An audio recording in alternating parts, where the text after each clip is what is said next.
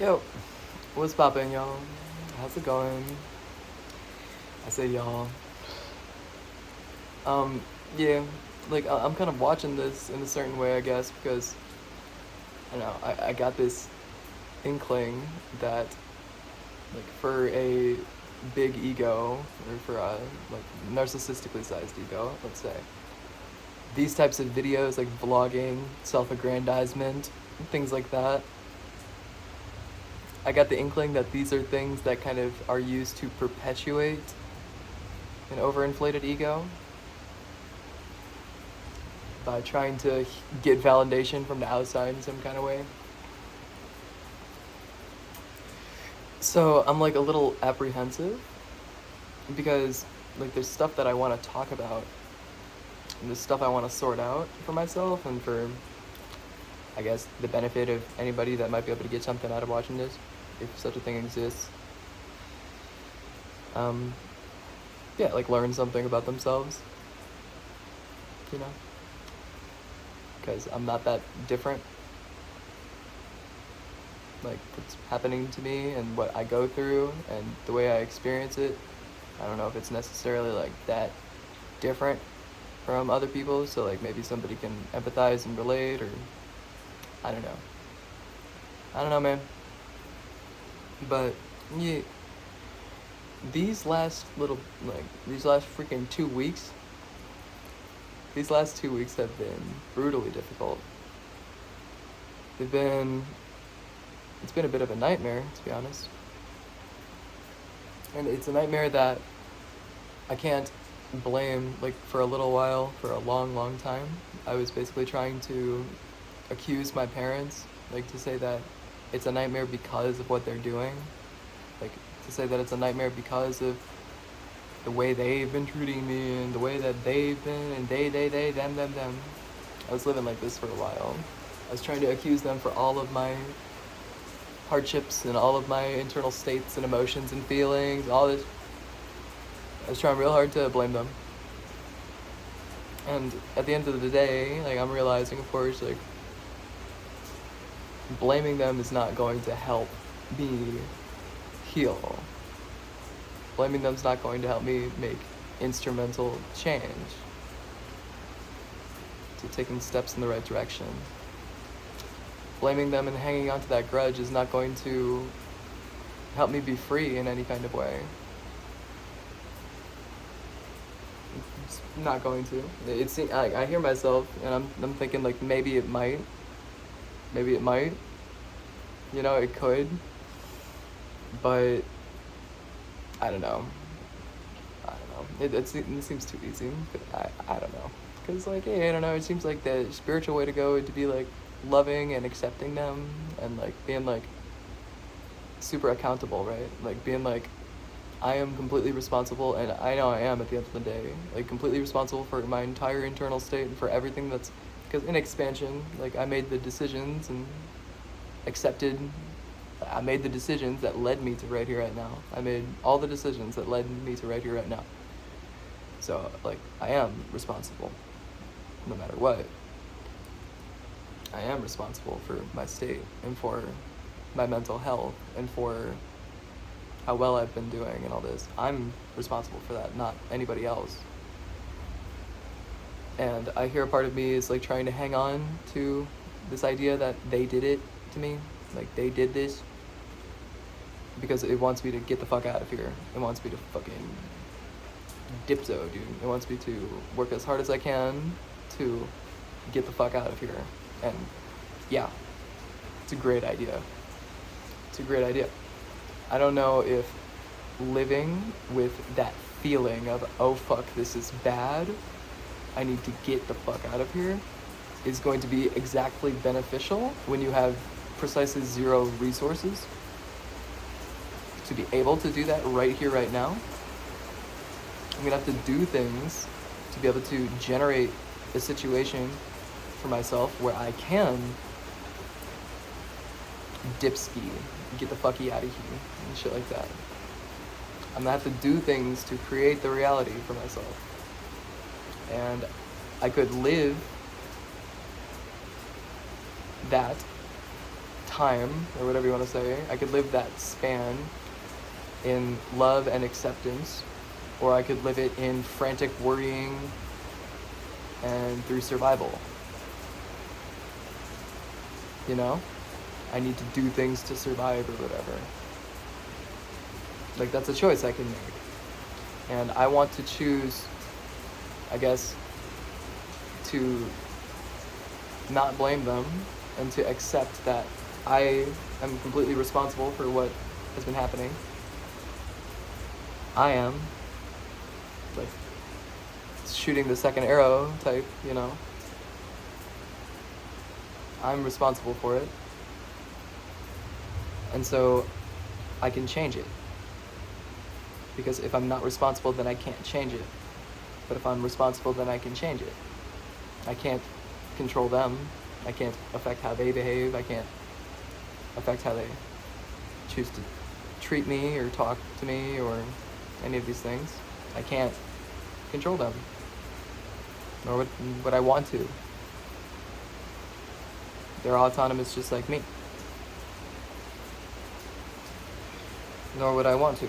But what I can control is what I let get to me. What I can control is what I spend my time on and what I sink my attention into. What I can control is my attention. So, and to be fair, like, I ran out of my ADHD meds like a week early.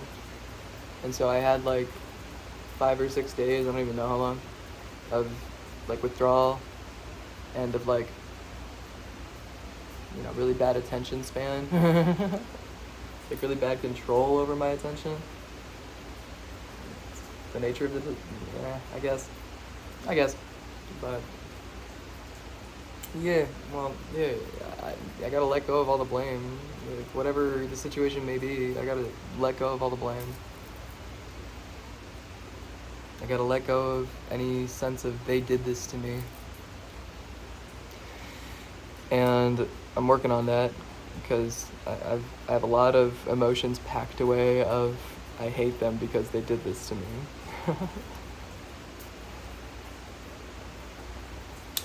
It's struggling. I'm struggling. Yeah. It's so weird, y'all. It's like, I don't know. It seemed like I heard this fucking phrase that energy vampires, when they die, they're reborn in their own womb, like of their empty corpse, and then they reemerge. I kind of experienced something like that, so I'm thinking maybe that means I'm an energy vampire, which I really don't want to fucking be.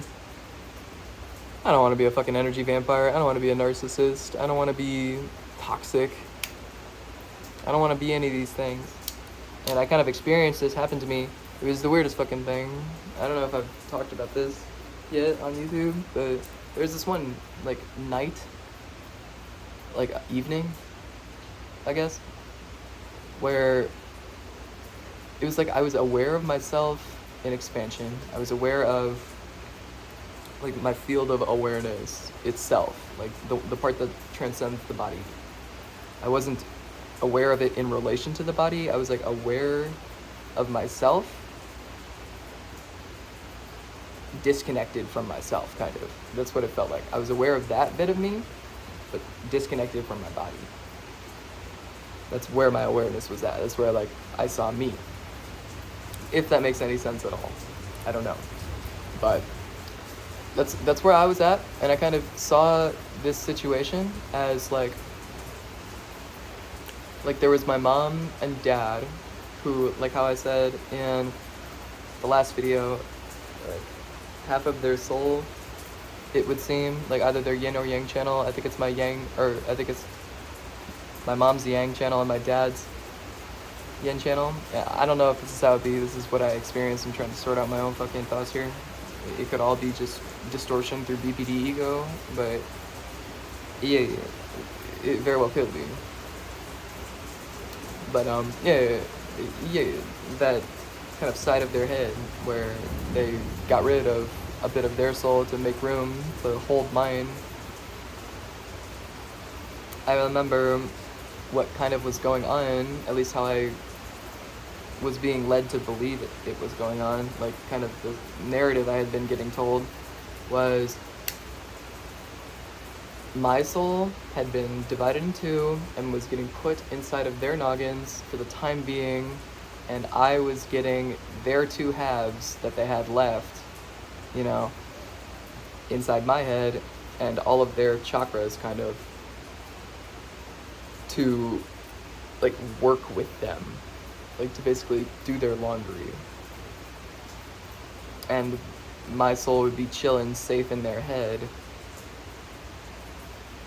while I did their laundry, kind of. Like while I was all of their darkness and all of their gook on the inside and all of their repressed traumas and all of this.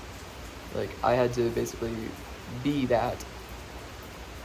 And all of my goodness and all of my essence and all of the shit that I had been working on for the whole last, I don't know, like 3 years at least. All the love and the abundance and the flavor and the me. It's like they got that. And I got their crap. And I was like okay with it on that day because one, it felt like I didn't get much of a say in this. It felt like I didn't get to choose this. It kind of just happened to me and it was really painful and forceful. Like that's what it felt like. But the more I like resisted it, like each night, the chakra swapper, as I'll call it, I don't know what this thing actually is. I have an idea, but yeah, it would come to get me every night. And every day I would wake up like more and more drained and more swapped out, basically. Like swapped out with them. And this is how I perceived it. And it was like I tried keeping myself held together, like I would do this and like various other techniques and shit. But kind of what kept happening is this thing would constantly pull me apart right away. It would constantly rip me in half to extract my bits so that I could make these swap skis. And it felt like I could not control that. It felt like if I went all the way back and used my willpower to pull myself together, like used my physical willpower that you use to clench your muscles and shit. If I used that willpower to pull myself together, it felt like this was a force outside of that. It felt like it felt like this was a force that was outside of my willpower, that was forcing its way into me. That's what it felt like. Now, I don't know if this is just my own lack of consciousness. Maybe this is something I have control over, and I just am not stepping into that position. Maybe. That's not really what it's been feeling like. Like, let's try.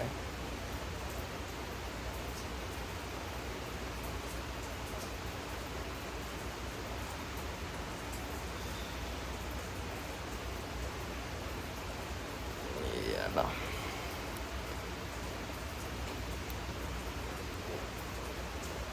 I feel it giving me back, kind of. It feels like I'm getting given back. But I'm getting pulled out of this tube that's like in the front. Like down here. I feel myself re-emerging, kind of. So now I don't know, like, did I do that? Or did something tell me that I had, I don't know, that I had control over it? And then, like, let me have myself back? Or did I assume control of it and take myself back? I don't know. So, like, I don't know. But the part that gets me confused is I will see bits of me inside of them. Like, they've begun speaking like me. They've begun... They're much more lively, and they're much more vibrant and much more vital, I would say. Like, they seem less decrepit, as awful as that is to say. Like, they are getting older. I'm gonna get decrepit too. I'm gonna be proud of it. It's part of life. And they're not that decrepit, but as decrepit as they were. It seems to be turning back the clock. Like it's like reverse aging. I'm trying to find a nice way to put this. It seems like they're reverse aging, and they're getting younger, and they're getting redder, and they're getting more alive. And I've been fading away. and I've been hearing them. They start to comment on things like with my idiosyncrasies, and like they start to say my little phrases. Like it's hard to put the shit in a bottle.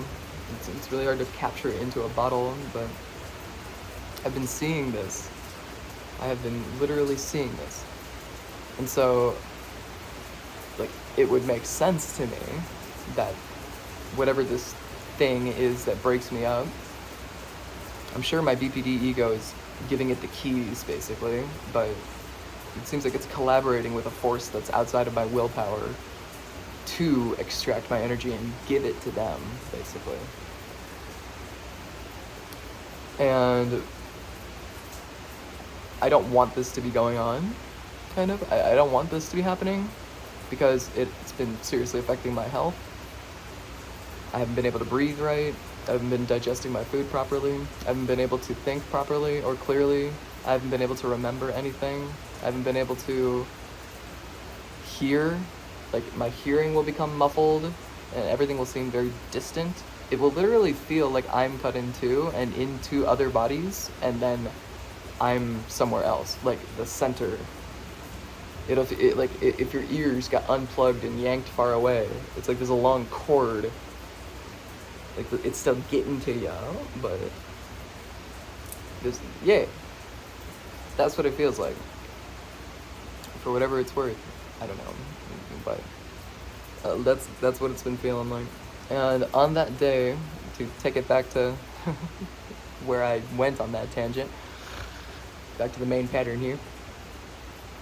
It felt like on that day, since I had been forced into this position where I have their gook in me, and I had been getting asked to clean it.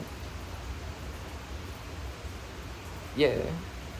I remember on that day I kind of accepted, because I took solace in my higher self being me still, and I took solace in the fact that it knows what's going on, and so whatever's happening is like under control, kind of. That's kind of the way I became comfortable with it. It was like, okay, higher self's got it. I'm not getting led astray. Higher self can see more than I can, so I'm sure whatever's happening is just fine. I'm sure whatever's happening is like nothing to be afraid of and nothing to worry about. It's kind of where I was at, I remember, and I kind of gave the reins to my higher self like that. I kind of gave the reins to consciousness because I didn't know what the fuck to do, and I was like, okay, like you do your thing then. And what felt like happened, like I started that day feeling like I had their chakras up in me.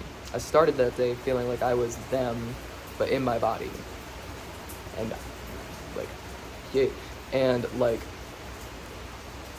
me, like what I consider myself to be, like my flavor, like how I feel and all this shit, like me, my essence. It felt like that was like nowhere to be found. I couldn't perceive it anywhere. I couldn't feel it. I couldn't sense it. I couldn't sense me at all. All I could sense was what felt like a disconnected series of chakras that did not work together and all had very like negative, self-doubty, put-downy things to say. Like very self-repressy kind of things to say. And when I focus my attention in those chakras, I start to kind of, like my neck will turn into one of my parents' necks.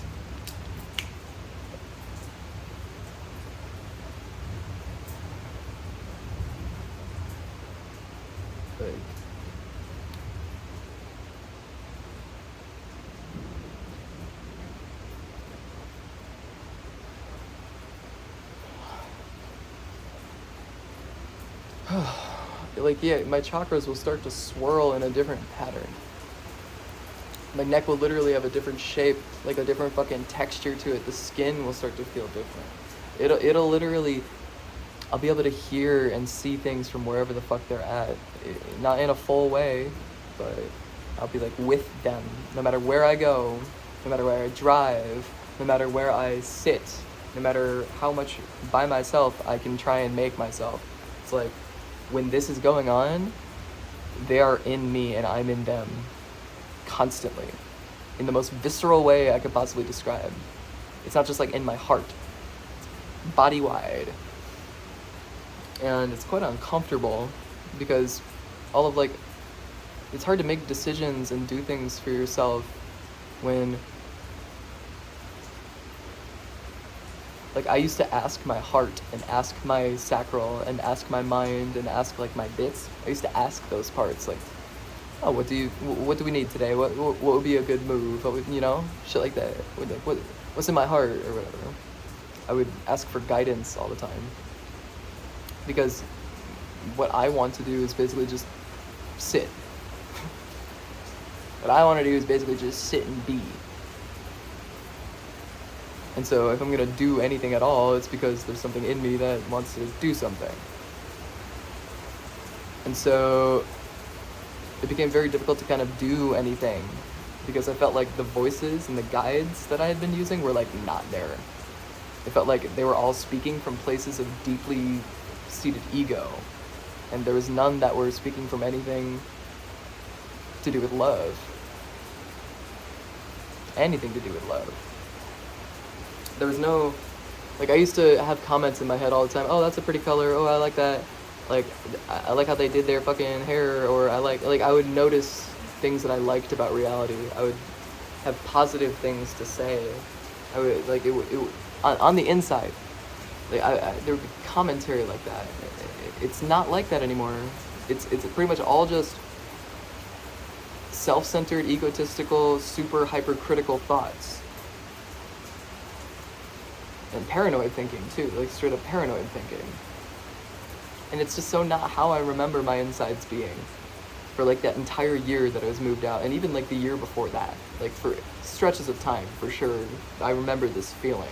And it's like the more and more it happens, and the more and more like each day goes by, and the more jumbled up I get, the more and more like familiar with that lack of clarity I become, if that makes sense.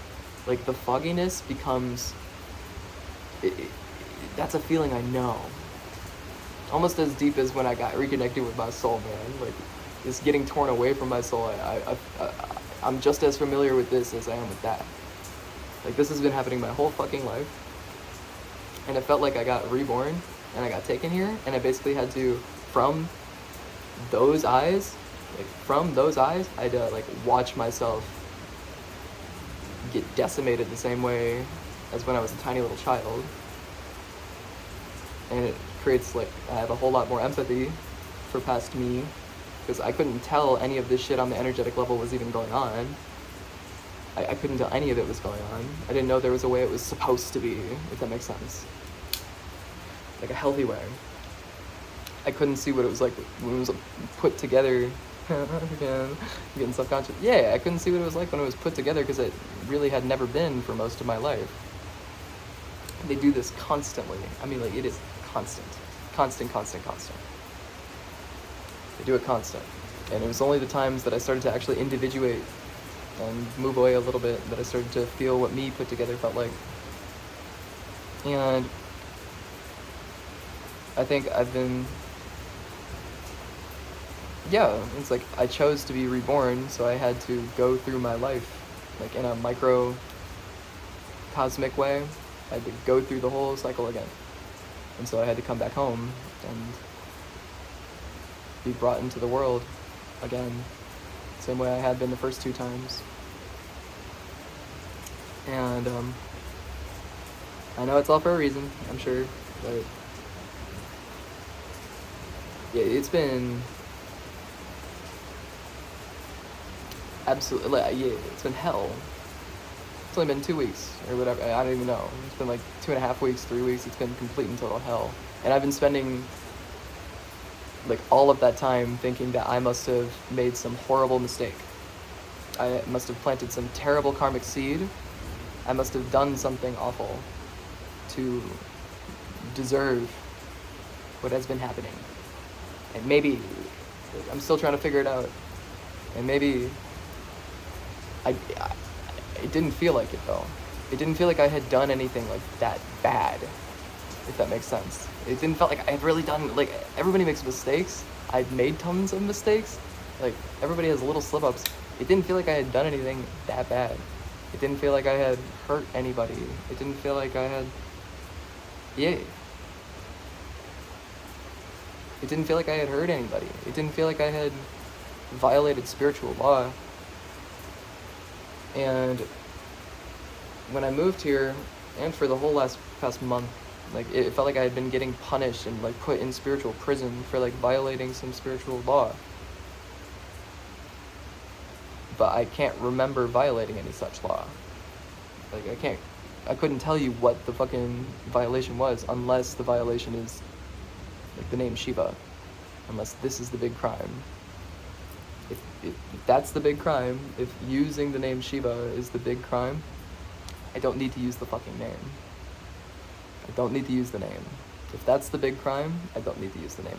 If the big crime was going back on that and using the name Piper, I don't need to hold on to either. Like, either path is good. Whichever one leads me to love, whichever one leads me to consciousness. I say love, and that makes it sound like it's from the outside, probably because it is, but whichever one allows me to follow my spiritual path, whichever one allows me to behave with coherence, that's the one I want to take. It has nothing to do with anybody on the outside, but there's something in me, my freaking gut, that really cares, like really cares about how other people see me and how things will see from the outside. And, like, yeah,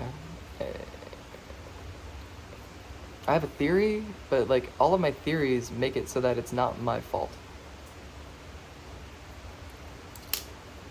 And it's like, I don't know, like, I could see a reality. I was using this to prop my phone up. Okay. I could see a reality where what happened, like, the bad thing, was I turned that information that I was given, that insight, into ego, and I started behaving and living life through that separateness at the expense of myself, and me constantly going down that path and continuously reinforcing this idea that I'm a separate God. It basically did violate spiritual law, because there's only one God and all paradoxes will be reconciled. I could see that. And I got told multiple times that it would be a bad idea to make the ego's name Shiva too.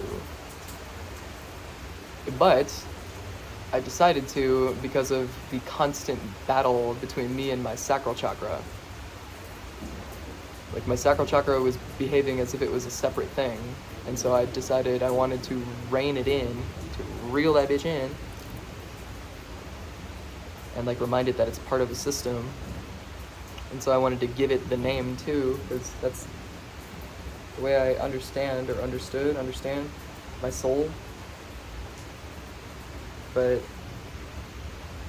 yeah, it's like, at this point I don't even know what's fucking real. I don't even know if, like, what happened to me, I don't know what to make of it, because I don't know, like, regardless, it seems like this bad karma is still happening to me, and it seems like I'm still in this situation, and it seems like it's not really getting much better, and it doesn't seem like constantly dwelling on this has been making it any better for me. And it's like, I can't make decisions because of how I think I will be perceived on the outside. I can't make decisions because I think it'll do this, or that for me. Like, it's gotta just be authentic. It's gotta just be what I want. I gotta live that. I gotta fucking be with myself sometimes. And see my throat. Like, I don't know if anybody fucking saw that. Like, yeah. It's like, I don't know. I don't know what I think. I don't know how I feel at this point. I've been so disconnected that, like, a part of me started to even wonder if any of, I guess, the things and steps that led me to coming to this conclusion that my name is Shiva and that I am Shiva, it basically, like, I'm doubting if it was even real, like, what it even was.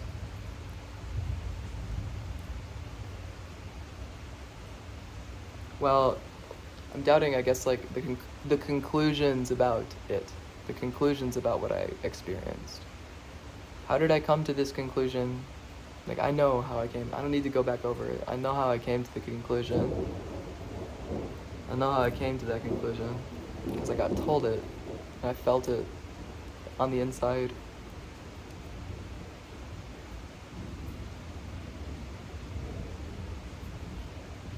It wasn't somebody on the outside that came and told me. I felt it on the inside. I can see why it would seem like something like up here coming down. Like if you're stuck in your ego. If you're stuck in your ego, like, yeah. I don't know. Like, yeah, I don't know. Yeah. Anyways, like, I keep getting completely tossed off of what I was even trying to talk about. I'm noticing some confusion energy getting sent through the pipe here. But, yeah, because I was going to talk about that day that I was, like, cleaning my parents' chakras. I was going to talk about that day that things have been gnarly since this day. It was like, that was the day that, as I understood it, like, if I could get my parents' bits, the ones that were in me at any given moment, if I could get them to let go and become, like, to let go of themselves enough and their egos enough to allow their kundalini to go all the way through and for light to come in, like, my job was done. Then chakra's clean, good to go for now. That was how I understood it. And I was spending this day kind of like, they were asking questions on the inside, and like there was all these issues, and like in order to get to clarity, in order to get to energy flow, and to get to like no hot air on the inside and shit like that, no inflation, like I was like trying to show them and teach them things to get them to that place, because as I understood it, if I could wake them up, I would get my bits back and we could move on with our lives, kind of. That's how I understood it. And there was this part of me though that was like kind of apprehensive, because it kind of felt like if, like whatever chakras I have in me, if I get my kundalini all the way around them, it will bind them to my spine, like bind them to my axis. And so I was like apprehensive about this, because it's like I don't want to bind other people's chakras to my axis, because then it will dictate like where energy goes at baseline, at rest. And if I bind their chakras to me, then baseline at rest, their crap would come to me and my goodness would go to them, basically. I don't know if it actually works like this, but that it was like a fear that I had. Like something in me kind of just like, make sure you don't let it go all the way around. Just make sure you don't let it go all the way around.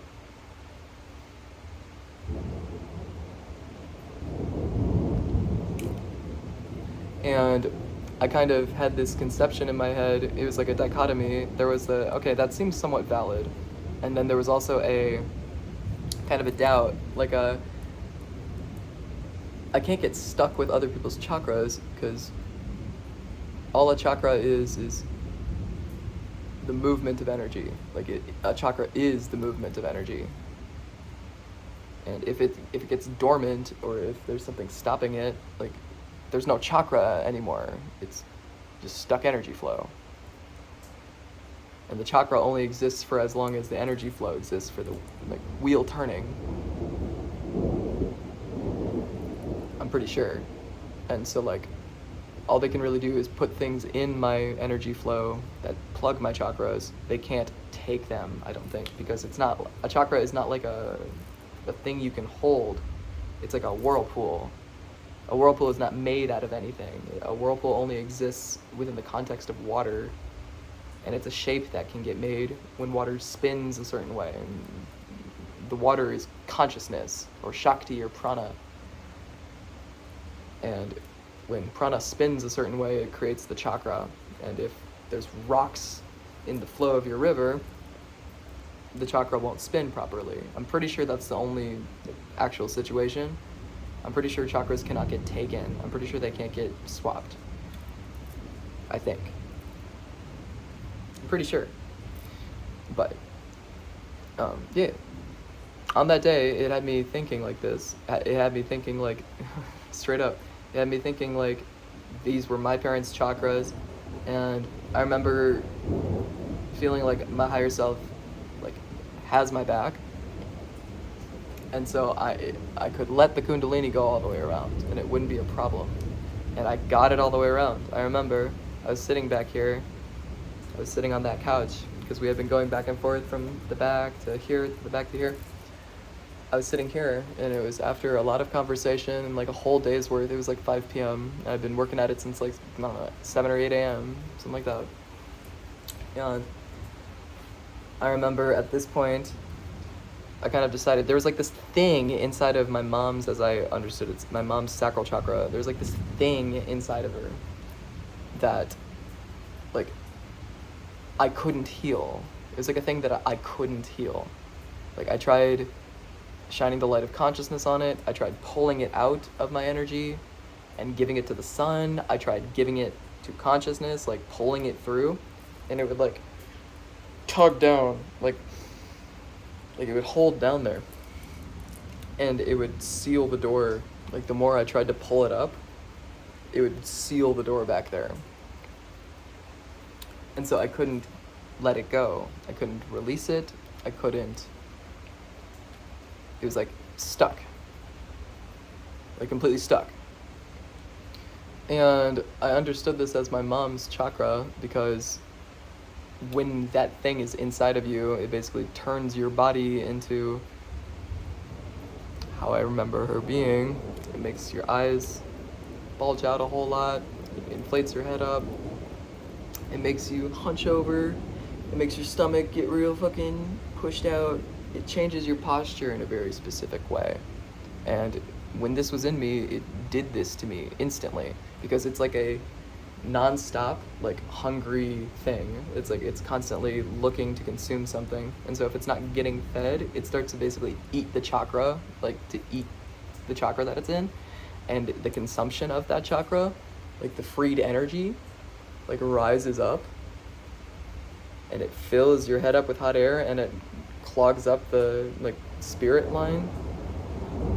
It's like a complete disconnection, and it separates you from like all of the processes of your body and your mind and all of this. It locks you in this fog, kind of. It locks you in this fog of confusion where your attention is always on the outside, like aimed out, and you're always seeking. You know, it's like unconscious seeking is like the state that it locks you in. And this thing, whatever the fuck it was, it looked like when I go inside my energetic body, it looks like a little fucking black ball, like a little like little fucking like scratchy black ball. And I remember on the 4th of July, I had conceived it, like this thing got put in me then. And so that whole month that I went through of like July, of going back and forth constantly about my name and about what I've experienced and with doubt and all this, was like a result of that getting kind of put in me. It was like creating this exact type of disconnection. And it's quite a bitch because this thing, it's like a black hole. Like it'll start to consume your whole ass self. Like I will feel my whole self getting tucked up into this thing, and it like sends it through this energetic tube in my front, like right where my umbilical cord probably would be. And I remember every time I would like be like, give me the chakras that are tied with my DNA, that thing would not be there anymore. It wouldn't be there anymore. And so I started to kind of conceptualize it like, okay, well, that's not my issue then. That's mom's issue. Like, I tried healing it. I tried doing what I can for it. That's mom's issue then. Like, she made the choices that put that thing in there, and I did everything I know how to do. Like, what else can I say? And I remember when I kind of came to that conclusion, when I observed that,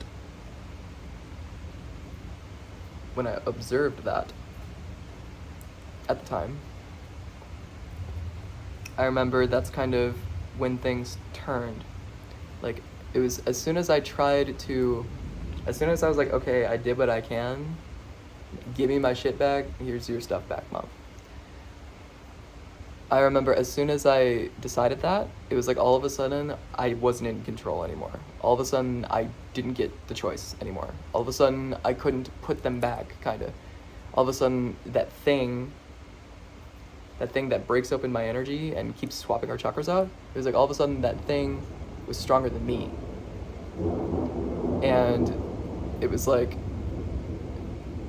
straight up like that meme, like fucking I'm the captain now. Like it felt like my higher self had been hijacked from me, and it felt like all of a sudden I was like the victim of my higher self. That's what it felt like.